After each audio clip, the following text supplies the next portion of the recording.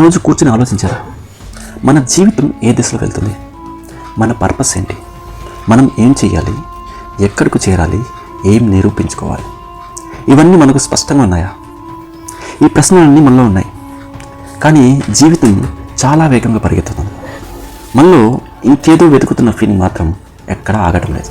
నా పెద్ద కన్ఫ్యూజన్ ఏంటంటే, మన పర్పస్ అనేది ఒక జాబ్, ఒక డ్రీమ్, ఒక అచీవ్మెంట్ అనుకుంటాం. కానీ నిజానికి పర్పస్ అంటే అది కాదు. పర్పస్ అంటే నీవు ఉండడానికి ఉన్న కారణం, నీ డెసిషన్ వెనుక ఉన్న అసలైన రీజన్, నీ రోజువారీ యాక్షన్స్తో ఉన్న లోతైన అర్థం.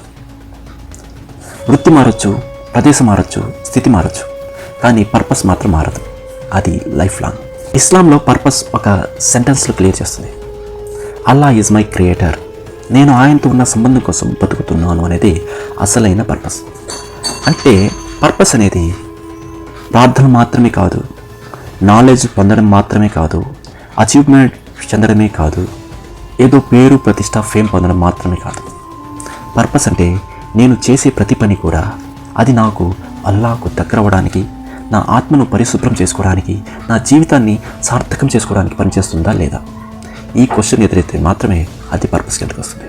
దీన్నే ఉలమాలు ఇలా అంటారు, purpose is not what you do, purpose is what your actions make you become. మనలో చాలామంది ఇలా అనుకుంటారు, నాకు ఏదో చేయాలనిపిస్తుంది కానీ ఏందో అర్థమే కావట్లేదని. అలాంటి వారు ఈ 3 ప్రశ్నలను తమను తాము అడిగితే లైఫ్ డైరెక్షన్లో కొద్దిగా స్పష్టత వస్తుంది. First point, what breaks your heart? నీ హృదయాన్ని తుంచేదేది? ఏదైనా అన్యాయం, ఏదైనా బాధ, ఏదైనా సమస్య, ఏదైనా బరువు, ఏదైనా సరే నువ్వు లోతుగా ఫీల్ అవుతుంటే దానిలో నీ రోల్ ఉంటుంది. Point number 2, what are you naturally good at? నీకు ఏ పనిలో ఎఫర్ట్లెస్గా టాలెంట్ వస్తుందో అదే నీకు స్ట్రెంగ్త్, పర్పస్కి 2. Point number 3, what gives you peace? నీకు ఏది శాంతి ఇస్తుంది? నీ హార్ట్ కామ్ అయ్యే పనులకి నీ ఆత్మ చాలా దగ్గరగా గుర్తుపెట్టుకుంటే. ఈ 3 పాయింట్లు కానీ గుర్తుపెట్టుకుంటే మనకు ఈ పర్పస్లోని సగం స్పష్టత చేస్తుంది. ఖురాన్ మనకు పర్పస్ని 2 వర్డ్స్లో చెప్తుంది. ఒకటి తజ్కియా, నీ ఆత్మను శుద్ధి చేసుకో. 2 ఖిలాఫా, ప్రపంచంలో ఒక మంచి మార్పు చేయి. ఒకటి తజ్కియా, నీ ఆత్మను శుద్ధి చేసుకో. ఆ శుద్ధి చేసుకున్న ఆత్మ ద్వారా ప్రపంచానికి ఏదైనా మంచి చేయి. ఈ 2 చెప్తుంది. మీరు ఖురాన్ని తర్కించి చూసినా, తిప్పి చదివినా ఈ 2 అర్థాలే దీనిలో లోతైన విషయాన్ని చెప్తుంది. తజ్కియా అంటే యాంగర్ని తగ్గించడం, ఈగోని సాఫ్ట్ చేయడం, పేషెన్స్ని పెంచుకోవడం, కైండ్నెస్ని డీప్గా పెంచుకోవడం. ఇక ఖిలాఫా అంటే నీ దగ్గర ఏ స్కిల్ ఉందో, ఏ రిసోర్స్ ఉందో, ఏ వాయిస్ ఉందో దాన్ని ఇతరులకు ఉపయోగపడేలా చేయడం. దీన్ని బట్టి పర్పస్ అనేది నీ ఆత్మను నిర్మించుకొని ప్రపంచానికి ఉపయోగపడమే అసలైన పర్పస్. ఇదే మనకు ఖురాన్ నేర్పించేది. మనకు అనిపిస్తుంది ఒకరోజు ఎన్లైట్మెంట్ వస్తుందని, సడన్లీ క్లారిటీ వస్తుందని.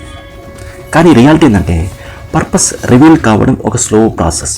నువ్వు ఎదగడం, నువ్వు ఫాల్ అవ్వడం, నువ్వు హార్ట్ బ్రేక్ అవ్వడం, నువ్వు డౌట్లో పడడం, నువ్వు దారిలో తప్పిపోవడం, ఈ ప్రతి స్టెప్ని నీ పర్పస్ని రీఫైన్ చేస్తుంది.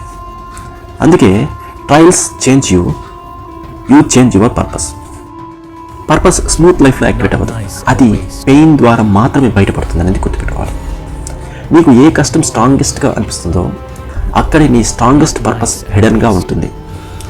ఎగ్జాంపుల్స్ తీసుకుంటే హార్ట్ బ్రేక్, కంపాషన్ డెవలప్ అవుతుంది.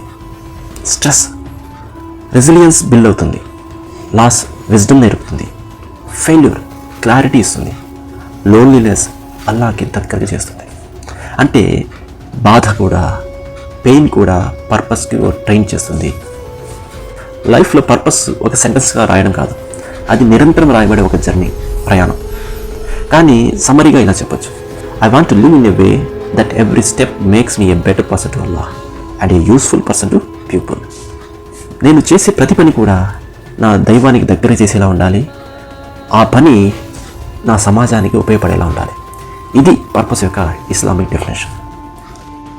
ఇక ముగింపు దిశగా, పర్పస్ అనేది డెస్టినేషన్ కాదు, అది ప్రతిరోజు చేసే చిన్న నిజాయితీ యొక్క డెసిషన్స్.